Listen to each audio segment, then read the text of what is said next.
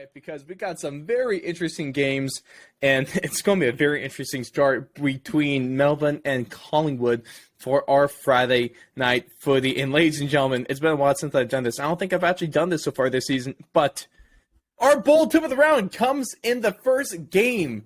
I kind of teased this a couple weeks ago, and it's time because only 16% of people are with me on this one. The bettors and the betting odds definitely are not. But Collingwood is going to march into a home game. It's a home game for Melbourne, but MCG, same thing. It kind of takes away a bit of the home ground advantage. But Collingwood, they are the team of destiny. There's a reason that they've won 10 games in a row when they really should not have won 10 games in a row. They are 6-0 on the year on one-score games. They're going to make this one another one-score game. They're going to move to 7-0, move their winning streak to 11, and march their way into the top 4.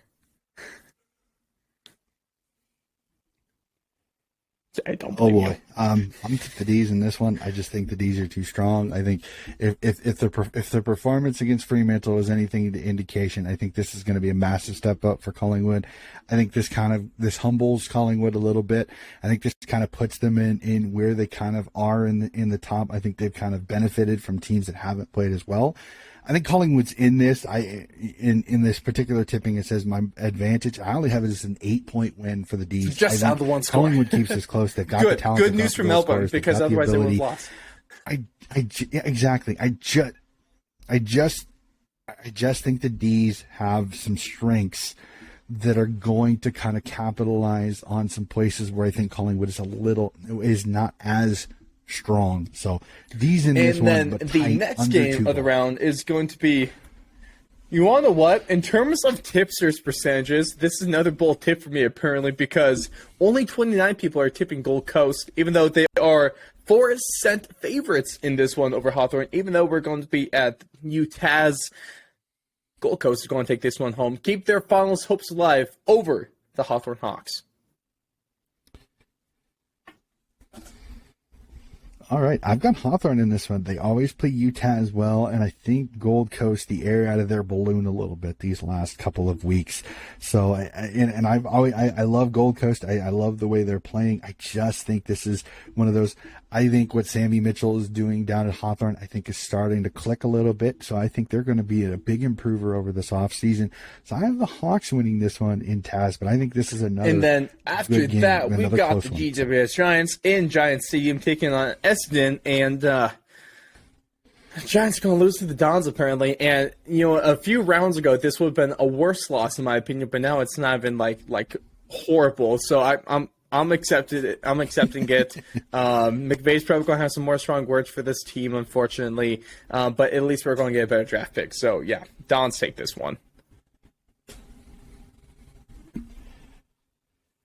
I got Essendon in this one. Essendon starting to play some good footy. Even in their one loss, they still played super competitive against Collingwood. So I have the Dons. Now this next one, man, this next game is really interesting. I don't think the odds would have been this skewed. The Fremantle coming over is in about $1.10 as a underdog in this one. Heading over to Marvel, the doggies, and around 80% of tipsters taking the doggies here as well. I was expecting Freo to be a little bit more closer into this one, both odds and tipsters percentage, but the last game really probably affected the odds for this one. I am taking the doggies in this one over Fremantle.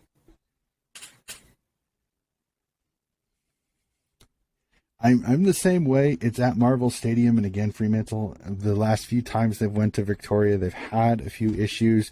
The fact that they're still having major issues scoring, which again, the doggies have had trouble playing defense, so it'll be fascinating to see. I just think the doggies have more offense in the long run. Again, I'm fascinated to see who Pierce gets, how the stingy Fremantle defense does against a doggies team that is kind of starting to find themselves a little bit. Jamara Ugle-Hagan is figuring himself out. I'm I'm also looking at, does Bruce play again? Because he's come back in these previous 2 games and just really has not found himself yet.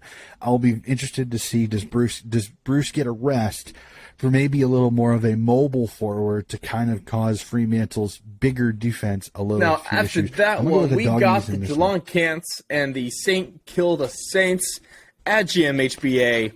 Ain't no way I'm picking against the Cats in this one, especially in a legitimate home game.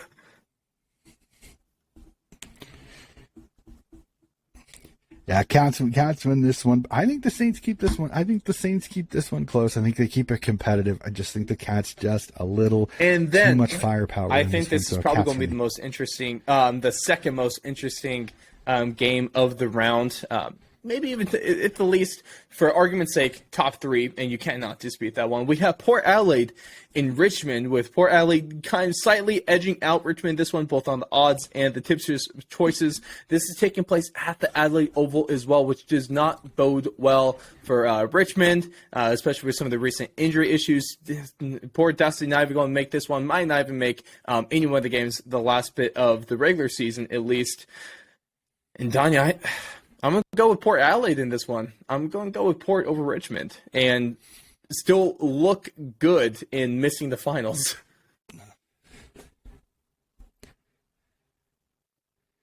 The Dylan Grimes injury, I think, is even more of a blow to Richmond, because he's a stabilizer for their back line.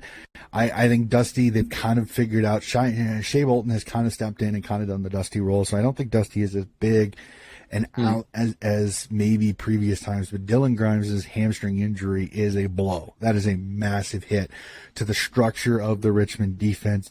When Grimes has missed, Richmond has not played as well defensively, which is a bad situation at this point with a Port team that has really played better. They just have not gotten the matchups that have fit them as well these last few rounds. So I also last few games of the round is you know what? It's one of those games where Donnie says, "Man, I'm willing to bet that you're going to be nervous about this one, but expecting City to win." Am I wrong with that one? Because Sydney should be able to beat North.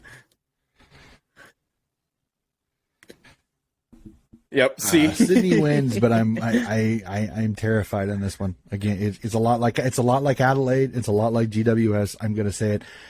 They should. I will say it this way: they should win. They should win as comprehensively as they did against GWS, if form is anything to indicate. But again, North earlier in the season gave Sydney its biggest scare shout of to the that season, first only quarter winning by 12, which is the closest. That first quarter, which is the closest winning margin. Swan's Twitter into overdrive with negative tweets. That was so much fun. Oh my God. I remember I was literally sitting there and I'm like, man, this is so reactive. Oh my God, calm down, people. Like, I understand it's North. I really do. But calm down.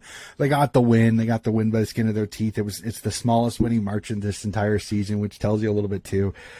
Marvel Stadium will fit Sydney with no roof, no wind, no nothing like that, which should let their kicking game go well. They usually play Marvel pretty well.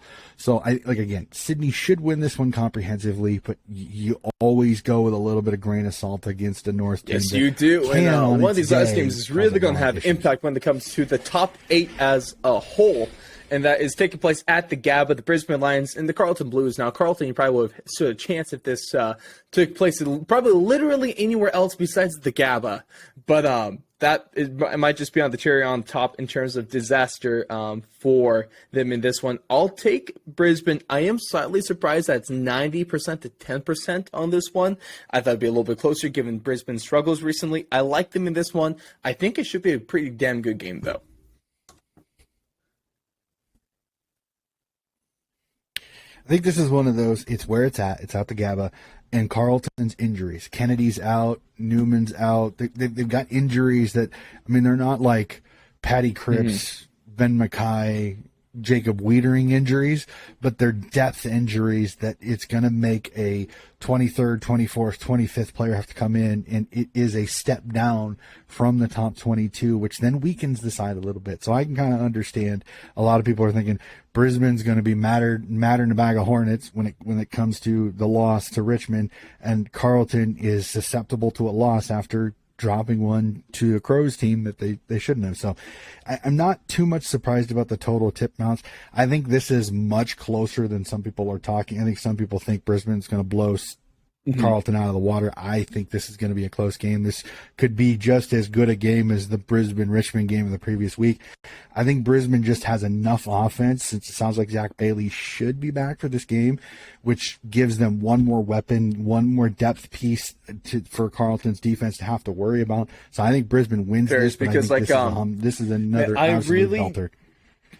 I don't have a crazy amount of confidence in Brisbane, but I have even less confidence in Carlton. That's one of the main reasons why I'm taking them. Right? Makes sense. I've tipped that before. I'm much more. Sometimes it has to be that way, and that's going to be the case in this one as well. But capping us off, last game of the round is one I'm super. I love the tipsters odds on this one, because the betting odds are super close. The tipsters odds are even closer because, according to the AFL website, 49% for the West Coast Eagles and 51% for the LA Crows. It's hard to get closer than that. And on the back of a legend announcing his retirement, we're going to see a bit of a rejuvenated and a little bit of extra juice from the West Coast Eagles. I had them taking this one at Optus.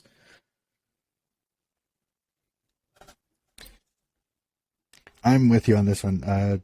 Kennedy magic a little bit, and I think the Crows coming off a big win. You always see a little bit of a lackluster start to the game, and I think West Coast, there's going to be a ton of emotion. I think it's going to be a sellout. So it's going to be very, very fascinating.